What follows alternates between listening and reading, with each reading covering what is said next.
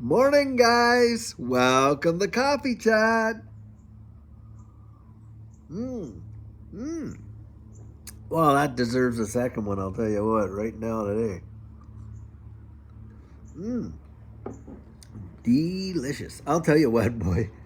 This morning, have you ever had one of those mornings where you just like, oh my gosh, this morning came way too early, and you just feel like, holy moly, you had to peel yourself up off of the bed with a spatula practically. That's what I feel like this morning. I'm telling you, I don't know why, but it's just needless to say, those days hit everybody, believe it. And this morning, that's one of my days. But wow, what an absolutely gorgeous, beautiful, cool day it is out here this morning. Came out here, I'm listening to the birds tweeting and stuff like that, and just reminds you just how good, God truly is, and how beautiful it is to just have these times where you can just have a little bit of peace and mind and that kind of stuff. And I sure hope that, starting off your day is a big, big part. Now, I remember, boy, the days when we would just be hustling and bustling and just rushing out the door. And it just felt like you could barely catch your breath from the moment your feet hit the floor till they were on the gas pedal as you're on your way to work. So, I get that. And for those of you that are out there, especially the little kids, dropping them off at school and daycare and all that kind of stuff, and usually it's like two parents, one going this way and one going the other way and all that kind of stuff. And I'll tell you, I really commend you, because it is truly obscene out there today. And these days, when you watch the traffic and all the rushing around and stuff like that, and it takes a lot of courage to get up and face that every morning of the week. That's for absolute certain. Wow. Well, guys, what we're watching in the marketplace right now, as far as I'm concerned, probably represents one of a massive, massive opportunity. Now, the thing is this: when it comes to opportunity in this space, for sure, it never ever really feels like it, because of course when those opportunities come, well, there's all this negative sentiment in the market that things are going down. Oh, they might go down further. Oh, it's 25%, then it's 40%, and on and on and on, and everybody throwing all their conjecture out there as to what could potentially happen. And this is the deal: when you see these opportunities, let me ask you a question. I know we all want to see big prices coming out of this, ecosystem in XRP and all that kind of stuff. And hey, a lot of us can't wait till we see that 3, 5, 10, 15, 20, 50, $100 XRP. Absolutely zero doubt. But let me ask you something. When you see these things and you're thinking of that, and you're thinking about, hey, your accumulation goals, aren't you grateful? I mean, let's be honest. It's in dips and stuff like that that we're able to go out there and really actually build up our positions in a big way. And if you've been accumulating dollar cost averaging for literally years like that, you know exactly what I'm talking about. You get to a place where your position size is so significant that it really wouldn't take a big move to see some major changes and appreciation. And that's what it is.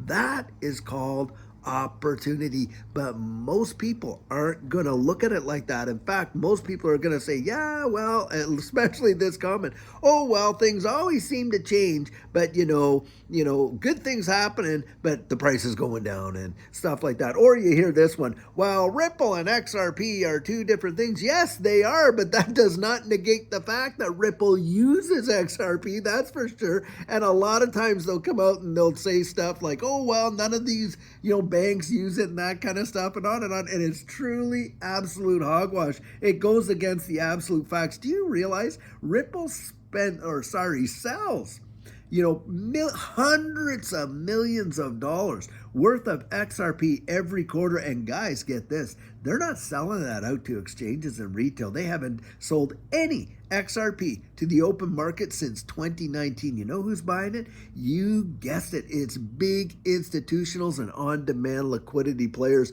And you got the likes of SBI remit into the billions of dollars a day for transactions, and they are big-time ODL partners. And you're seeing all these other places around the world that are doing the same thing.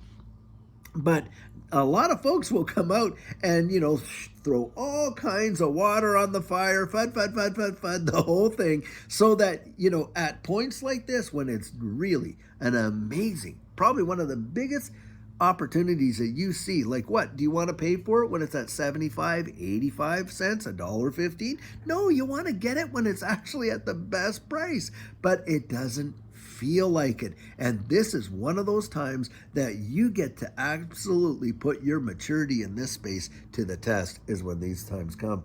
Now, having said that, that is exactly what Judy and I did. We got into this space not even knowing that it was on the floor as a bear market, and we just bought, dips, ups, down. I'll tell you what, one of the biggest things that a lot of people really don't know is that Judy and I bought a significant position of XRP just one day before the lawsuit hit. Now, we have been buying many, many months before that, but one day before the lawsuit hit, Judy and I bought a big position of XRP. Well, you know what we did after the lawsuit hit? Hey, we just kept adding to that position and brought our costs way back down again. Now, what was going on before the lawsuit? Do y'all remember, for those of us that are here, what was a big push in the accumulation? And a lot of people were pummeling in to get in and buy XRP before the lawsuit. You guessed it. It was the flare snapshot. Now, think about this. They're the SEC, knew that they had intended on literally dropping this lawsuit on XRP. And they're out there supposed to be protecting us, the retail investor. Was there any kind of news alert to say, hey guys, we're looking at this. You may want to, put the brake. No, because at that time there was a major push on people buying up XRP because there was going to be the flare airdrop.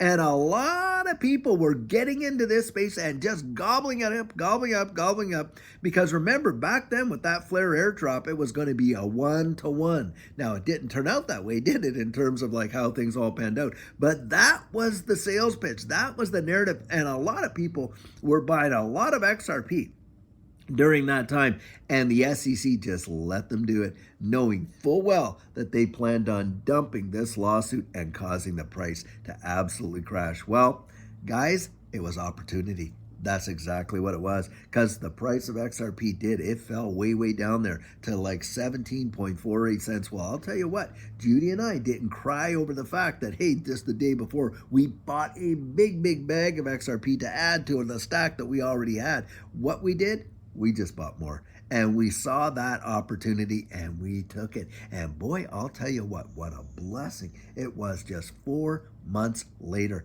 XRP was at $1.97. You realize that is a 1,200%, practically a 1,200% return. Truly monumental. And don't kid yourself, there were people out there that literally were made millionaires in that move. It was that significant. Unbelievable, really.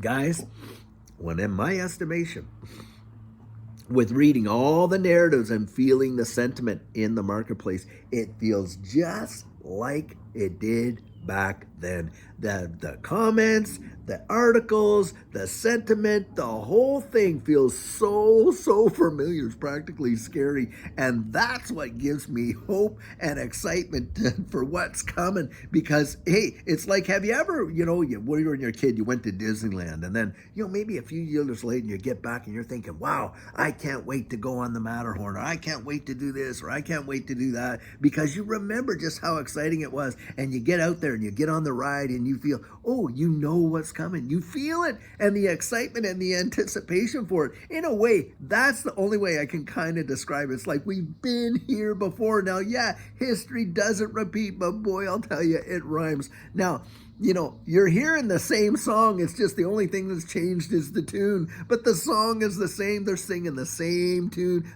Same message. I guess I should say that. The melody's different or whatever. But the fact is, hey, the whole sentiment, it feels just like it did. Now, think about yourself, those of you that were here in the last run, and you would have to concur. This is exactly what it really was like in the last bear market as we were gearing up for a major move. move. And we all remember what that was like. And that's what excites me. Look, guys, these markets travel in cycles, don't they? For every bull market, hey, there's a bear market. Well, for every bear market, there's a bull market. Now, just ask yourself this question. If we're in a bear market now, what are the prices going to be in a bull market?